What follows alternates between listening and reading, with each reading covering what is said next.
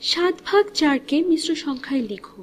এখানে এই 7/4 একটি অপ্রকৃত ভগ্নাংশ, আর 7 4 থেকে বড়।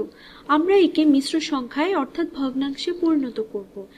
প্রথমে আমি তোমাদের একটি সাদাসিধে পদ্ধতিতে এটা করে দেখাবো, পরে দেখবো আসলে আমরা কি করছি। 7/4 কি প্রকাশ করে তা বুঝতে আমি এটি অন্য রঙে লিখছি। এটি সমান হচ্ছে, আমরা 4 নিলাম, এই 4 দিয়ে 7কে ভাগ দিলাম, 4 দিয়ে 7কে ভাগ দিলাম। এখন 7কে 4 দিয়ে ভাগ করলে 4 একবার যায়, তাহলে 4 একে 4।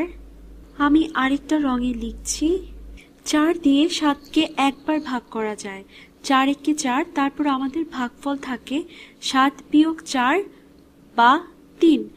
এখন আমরা যদি সোজাসুজি লিখি, শুধু লিখি, কিছুক্ষণ পরে আমরা দেখব এটা কি বোঝায়। 4 7-এর মধ্যে নেওয়া যায় একবার, তাই আমরা পাচ্ছি পুরো 1 এবং কিছু ভাগশেষ। আমরা ভাগশেষ হিসেবে পাচ্ছি 3। এই 3 আসছে এখান থেকে, এটা হলো ভাগশেষ। যখন আমরা 4 দিয়ে 7কে ভাগ করি 3 ভাগশেষ থাকছে, কিন্তু এটা হলো আমাদের 4-এর 3 বা 3/4। আর এই উপায়েই আমরা এটাকে অপ্রকৃত ভগ্নাংশ থেকে মিশ্র সংখ্যায় রূপান্তরিত করি। আমি এইমাত্র যা করলাম তা কিছুটা ভুডু পদ্ধতি মনে হতে পারে। আমি 4 দিয়ে 7কে ভাগ করলাম, একবার ভাগ যায় এবং ভাগশেষ থাকে 3, তাই আমি পেলাম 1 এবং 3/4। এটা আসলে কি অর্থ বহন করে? আমরা ছবি আঁকি, অর্থাৎ আক্ষরিক অর্থে 7/4 আঁকি, তখন সবকিছু পরিষ্কার হবে। আমরা তাহলে এখানে একটি বর্গ আঁকছি 1/4 হিসেবে। আমি এটা আঁকছি, ধরি আমি এরকম একটি বর্গ আছে যেটি 1/4 বোঝাচ্ছে। এখন চিন্তা করো এরকম 7টি বর্গ কি বোঝাবে।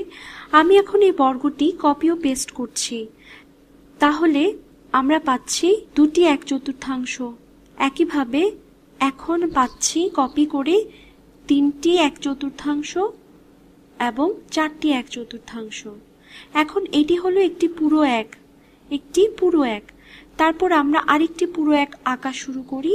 এখন আমরা পাচ্ছি 5 6টি এবং 7টি 1/4। এখন একটি দেখতে কেমন দেখাচ্ছে? আমি যা করেছি, আমি 7/4কে বা 7টি 1/4কে আবার লিখেছি। এখন এটি কি প্রকাশ করে?